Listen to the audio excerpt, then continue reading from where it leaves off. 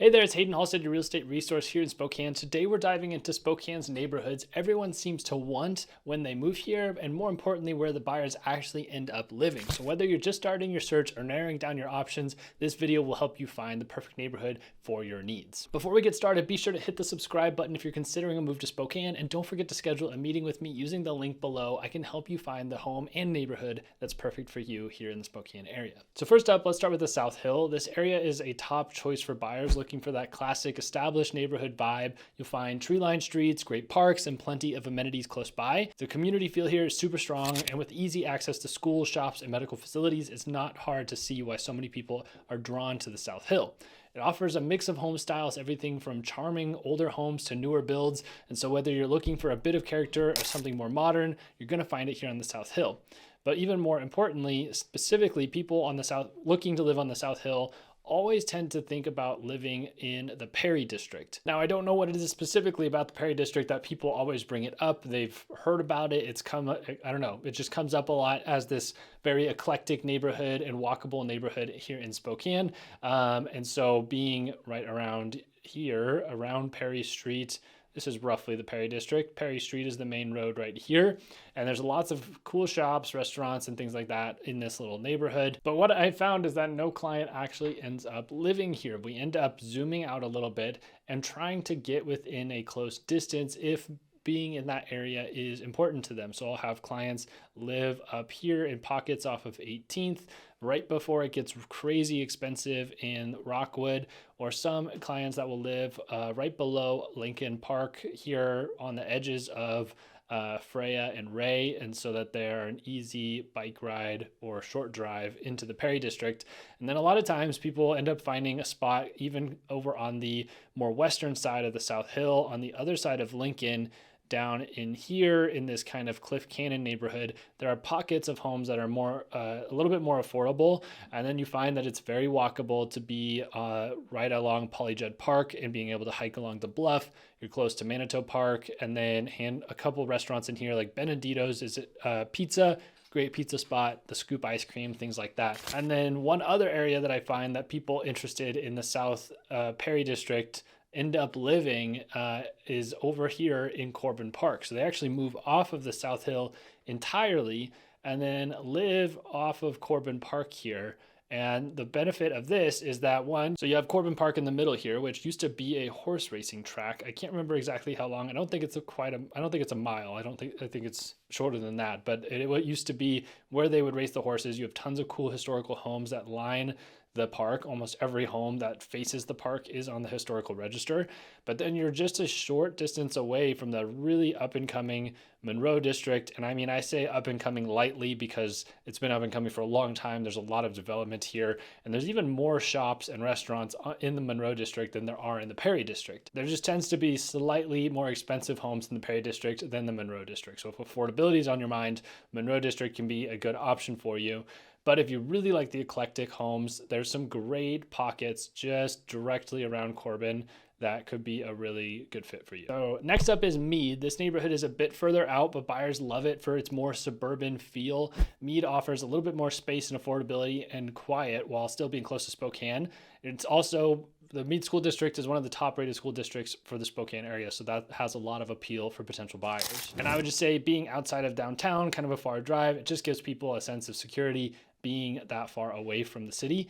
The thing about Meade, though, is when people say they want to live in Meade, they don't actually mean Meade. We've talked about this in previous videos before, but Meade is really technically this section right here. This is Old Meade, and it's really it's not a lot of single family higher end homes or anything like that. There's a mobile home park in there.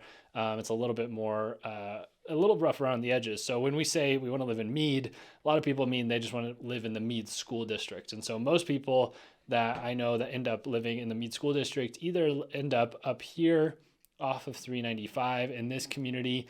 They actually will live on 5 Mile Prairie on the northern end that ultimately goes to the Meade School District, or even in the Fairwood Country Homes area. Our country home is still city of Spokane, but they'll live in the Fairwood neighborhood. But what I find most common is that people that want to live in Meade really just mean they want to live in the Meade school district. And so they're looking for any home that will get their kids into that area, which ultimately covers a pretty wide range here. You can go all the way up to Mount Spokane and still be in the Meade school district. And so if you were looking for some land in the Green Bluff area or Peony Prairie, hear it multiple ways, then you'd still be in the Meade school district, and you really can be pretty much in Spokane. So I mean, the line I drew for 5 Mile was even a bit shallow. A lot of 5 Mile Prairie heads out to the Meade school district. It's just the other, like this outer edge here that comes down the hill to school district 81.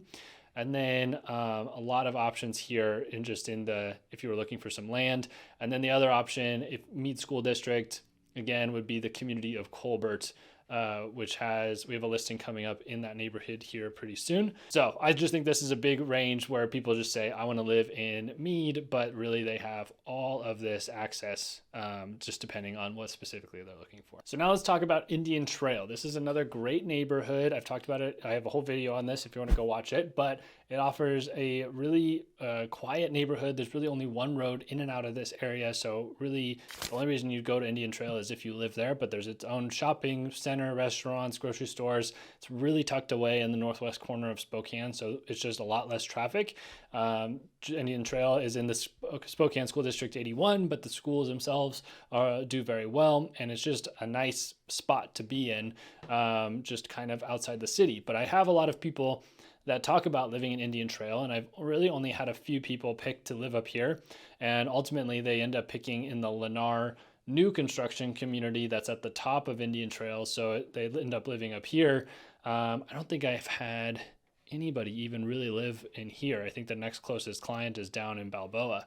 So what ends up happening, though, is I have a lot of people, specifically people PCSing to the Air Force Base, thinking that Indian Trail will be a okay neighborhood to live in, and they can commute down to the Air Force Base. But the way the roads are constructed, this ends up being like a 45-minute drive. So this just doesn't work out for a lot of people that are needing to get to the Air Force Base.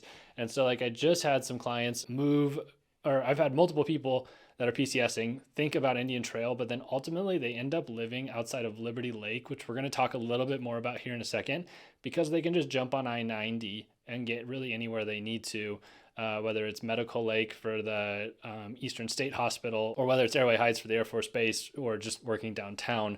They feel like they've got easy access to manage those. But on the flip side, I've had some clients that think that they want to live in Northwood, which has some great views facing like the southeast, off of the hillside here that they're on. They can see quite a ways, but ultimately they, for the same price, their money could go a little bit further over in the North Indian Trail area with better views, arguably. So they decided to move over there. And then continuing that flip side, like I have had quite a few people interested in the 5 Mile Prairie. It seems pretty awesome, but because it's such a large basalt column that's straight up, I mean, it's like a mile long, then it doesn't really, most people don't get really a view. It feels like you're just in kind of farmland a little bit up there, just depending on which section of the neighborhood that you're in. And so I do have some people decide to drop off and see if they can find a property over on the northeast side of the Indian Trail, and get out of the 5 Mile neighborhood just a little bit. All right, and lastly, we're moving on to Liberty Lake. I have a lot of people reach out saying that Liberty Lake sounds the best. It sounds super safe. They like the golf course, the close proximity to the lake, things like that, and then just having its own community. But they actually rarely end up living in the section of Liberty Lake that you would think. It tends to expand outside the city limits just a little bit. So when you're looking at the map, you really think of Liberty Lake as, this section right here. But if you're going to live here, you have only options of spending over $1 million to $3 million, or living in a condo, or living in a new construction community that Lennar is building over here. There's not a ton of options. There are some mid 500s to mid 700 houses in some of the older communities off of the golf course, but those don't come up too often. And so most of my clients that want to live in Liberty Lake end up living on the north side of Liberty Lake. Multiple clients have transacted over here in the River District this year. And then a lot of them end up being just a little bit further outside and in the Green Acres area off of Chapman Road, just south of Shelley Lake here, which is a private gated community. You'll find a handful of homes that we have sold in this area because it does give a little bit of a suburban feel like Liberty Lake. It's still just like a 5-minute drive into downtown Liberty Lake or across the river. But you might get a little bit more bang for your buck over here. And then you're still in the Liberty Lake School District, which isn't its own school district, but you're getting fed into the brand new high school in Central Valley School District that is more in that Liberty Lake section. And there's even some opportunities to buy some more affordable homes, like right in here off of the freeway, and just on this side as well. I had some clients buy like a $400,000 home that was in great shape, fully updated and everything. So same price as you would get in like the Audubon neighborhood, or just a more affordable neighborhood in the city of Spokane, but they're within like half a mile to all the awesome features of like Orchard Park and just the River District in general. So there's definitely some little pockets in here that if you wanted that Liberty Lake lifestyle, but can't afford necessarily like the large luxury homes in that area, then there are definitely some options. And then the other little pocket is Legacy Ridge in here.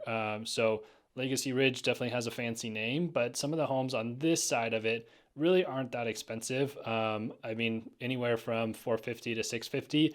It's once you get over on this section here that you get more of those bigger luxury homes. But again, they're not actually living in like Liberty Lake proper. I mean, in my opinion, if you're on this, if you're getting really past the Home Depot here, then you're still, yes, you're in Liberty Lake, but it's just not what people think a lot of the time. So this area is very cool. It's going to keep growing. I believe there's more houses going in up the road here at some point, and then they back up to the Saltese Uplands hiking area. So there should be some cool properties going in here in the near future. So whether you're looking for a tight-knit community, outdoor fun, or a quiet, spacious home, Spokane has a neighborhood that'll feel like a perfect fit for you. There's really something for everybody. I really just wanted to hammer down on the amount of times that I hear people want to live in the Perry District and then they end up going somewhere else, because I think home prices have been kind of elevated in that neighborhood to a point where maybe it doesn't make sense anymore. And so Spokane, it's really not that far. I mean, you could live 5 minutes away and have